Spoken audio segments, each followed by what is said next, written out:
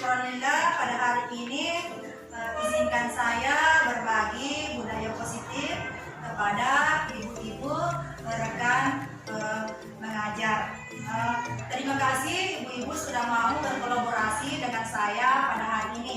Adapun yang ingin dikolaborasikan adalah penerapan budaya positif. Nah, di dalam budaya positif ini bagaimana menimbulkan rasa aman dan nyaman pada murid dalam proses pembelajaran. Budaya positif juga dapat mendorong murid untuk mampu berpikir, bertindak, berproses, memerdekakan dirinya sehingga murid lebih mandiri dan tanggung jawab.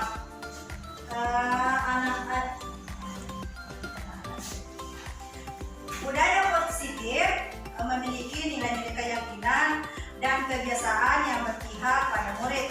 Kebiasaannya disepakati bersama untuk dijalankan dalam waktu yang lama, dengan tujuan agar siswa menjadi pribadi yang berkarakter dan berprofil Pancasila. Nah, adapun konsep budaya positif yang pertama adalah perubahan paradigma belajar. Yang kedua, disiplin positif. Tiga, motivasi perilaku manusia, kebutuhan dasar manusia, posisi kontrol restitusi, keyakinan kelas, dan segitiga restitusi. Dari 7 konsep budaya positif ini, inilah yang ingin kami bebaskan, kolaborasikan dengan ibu-ibu semua. Yang pertama, perubahan paradigma belajar.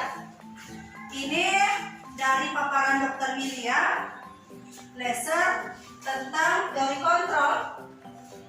Jika sebelumnya guru sebagai pengontrol murid, kemudian penguatan positif efektif yang bermanfaat, kritik membuat orang bersalah untuk menguatkan karakter, serta orang dewasa memilih hak untuk memaksa. Sebenarnya itu berbeda dengan paparan Dr. William Lesser.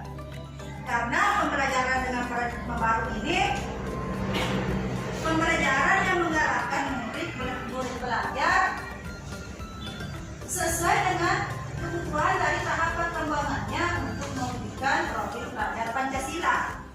Artinya, anak belajar sesuai umurnya dan potensinya. Kemudian yang kedua, disiplin positif. Disiplin positif ini merupakan pendekatan mendidik anak untuk melakukan kontrol diri dan pembentukan percaya diri. Artinya memunculkan motivasi dari dalam atau intrinsik. Selanjutnya, adapun motivasi perilaku manusia yang merupakan dorongan yang timbul dari dirinya secara sadar maupun tidak sadar untuk melakukan suatu tindakan dengan tujuan tertentu. Yang pertama, menghindari ketidaknyamanan dan menghukum, yakni murid melakukan disiplin diri karena ia takut dihukum. Ini merupakan motivasi intrinsik. Artinya itu sebagai guru kita tidak boleh menghukum. Jika sebelumnya kita sering menghukum anak-anak misalnya melakukan pelanggaran, maka di dalam teori motivasi perilaku manusia ini kita sebisa mungkin menghindari guru penghukum. Jangan sampai kita dicap sebagai guru penghukum karena mungkin anak kita patuh, tapi anak-anak itu patuh karena takut dihukum, bukan karena motivasi dari dirinya yang muncul sebagai motivasi intrinsik, tapi dia muncul sebagai motivasi intrinsik, yaitu motivasi yang muncul karena dorongan orang lain. Kemudian yang kedua, motivasi karena mendapat imbalan, ingin mendapatkan hadiah, penghargaan dari orang lain. Misalnya ketika anak-anak hebat dikasih bintang di tangan atau dikasih hadiah, itu sebenarnya motivasi ekstrinsik. Artinya itu belum muncul dari hatinya, tapi itu karena pengaruh orang lain. Itu mesti dihindari. Kemudian menghargai nilai-nilai kebajikan dari diri manusia sendiri, yakni murid melakukan disiplin karena kebajikan, tuntutan bahwa saya misalnya saya mau belajar karena saya ingin pintar, maka itu yang terbaik. Kemudian anak-anak itu melakukan sesuatu itu berdasarkan kebutuhan dasar manusia. Yang pertama, bertahan hidup, contohnya yaitu misalnya kebutuhan makan. Ketika anak-anak ingin makan, pasti dia mencari makanan ketika dia lapar. Kemudian kasih sayang, anak-anak itu butuh disayang. Jadi kalau sering setiap hari dibentak, dimarahi tanpa disayang, maka jiwa anak-anak menjadi rendah atau malah tidak memunculkan motivasi dari dirinya.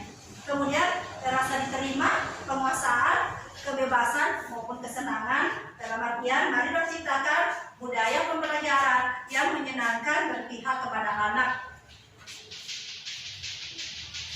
Kemudian ada beberapa posisi kontrol restitusi yang dibutuhkan dalam pembelajaran atau ketika anak-anak menemui masalah. Yang pertama, pemberian hukuman. Ketika anak-anak bersalah maka diberikan hukuman. Itu tadi sudah dijelaskan, itu dihindari. Kemudian membuat rasa bersalah. Membuat rasa bersalah ini contohnya, kamu tahu nak, kamu lambat membuat ibu seperti ini, maka anak-anak menjadi bersalah. Nah, itu dihindari. Contoh ketiga, posisi kontrol kita sebagai teman sama anak-anak. Sebagai anak-anak itu, ke teman itu, contohnya anak-anak misalnya tidak kerjakan tugas, ya sudah tidak apa-apa, lain kali dikerjakan ya. Itu menimbulkan anak-anak ketergantungan. Jadi mereka merasa bahwa tidak apa-apa, guruku ini seperti ini. Jadi itu menimbulkan ketergantungan anak. Kemudian sebagai pemantau, misalnya kita buat kesepakatan kelas, peraturan kelas, tidak boleh pakai sepatu selain warna hitam misalnya. Nah, guru itu melihat, oh anak-anak tidak pakai sepatu hitam ini, mendapatkan sanksi karena sudah melanggar konsekuensi atau melanggar peraturan yang ada.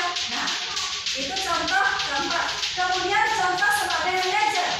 Nah, kita berharap semuanya bisa di posisi ini. Manajer itu sebagai apa? Manajer itu menggali dulu bagaimana anak-anak itu bisa kita tahu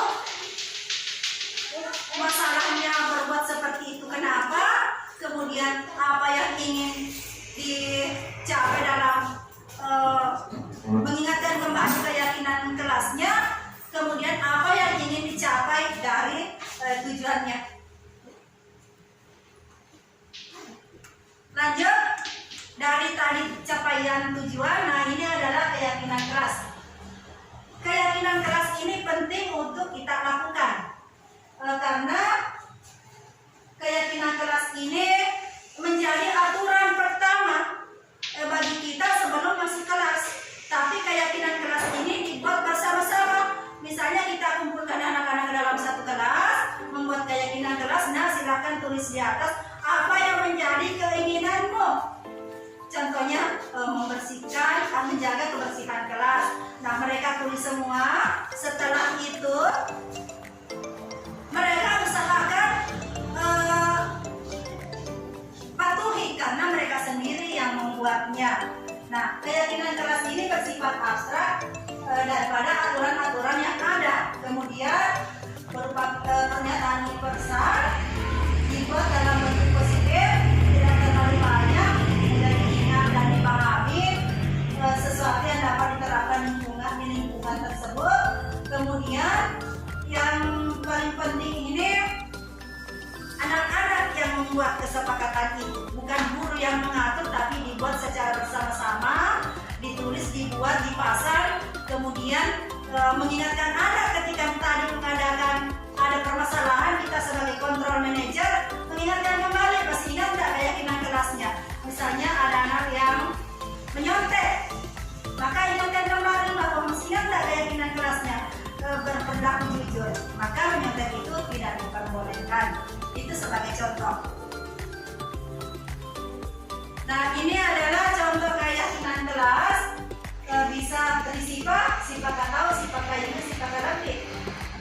kemudian membudayakan 5S, bersikap jujur, bersikap tenang saat pembelajaran berlangsung, saling tolong menolong, bersikap sopan, dan menghormati guru. Ini dibuat ketika misalnya anak-anak sudah membuat kesepakatan kelas. Setelah dibuat, maka kita simpulkan, maka jadilah seperti ini. Nah, ini adalah segitiga restitusi. Segitiga restitusi ini bagaimana kita menstabilkan atau ketika menemukan masalah pada anak-anak. Yang pertama, menstabilkan kelas, mengubah identitas anak dari orang yang gagal karena melakukan kesalahan menjadi orang yang sukses. Jadi, hindarilah penghukum karena itu akan menjatuhkan anak, membuat anak menjadi down. Kita kan berharap supaya anak-anak itu nantinya menjadi sukses. Maka tuntunlah ia menemukan bakatnya, menemukan jati dirinya, berkreasi dan segala kemampuannya.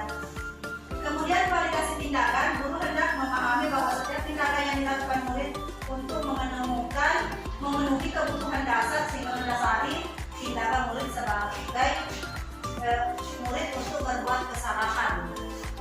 Nah, yang ketiga, menanyakan keyakinan keras. Artinya ketika anak-anak berbuat salah, tadi kan sudah dibuat kesepakatan kelas. Nah, ketika anak-anak melakukan kesalahan, misalnya tidak ada yang ingat, kita akan coba, nah masih ingat keyakinan kelasnya.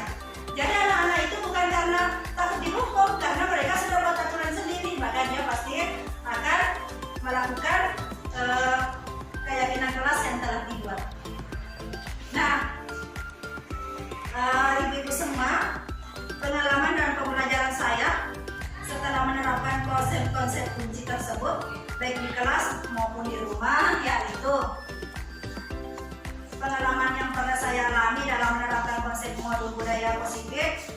Saya mempunyai keinginan untuk menyelesaikan permasalahan atau pelanggaran indisiplin siswa dengan memposisikan diri sebagai manajer. Mudah-mudahan ibu-ibu yang di sini bisa tergerak hatinya untuk merubah menjadi penghukum, menjadi teman, menjadi kontrol manager. Terkadang sikap saya berbenturan dengan budaya sekolah yang terbiasa menghukum murid sebagai langkah terbaik dalam membentuk disiplin. Itu adalah pemahaman saya sebelum masuk calon pendidikan, calon guru penggerak. Kami imbaskan di sini supaya kita ada perubahan di sekolah. Oleh sebab itu dibutuhkan waktu dan pendekatan khusus dalam mensosialisasikan hal ini kepada rekan sejawat semua di sini. Terima kasih atas waktunya. Satu kata terakhir yang ingin saya sampaikan, terima kasih atas waktunya. Mari membudayakan budaya positif di sekolah kita. Wassalamualaikum warahmatullahi wabarakatuh.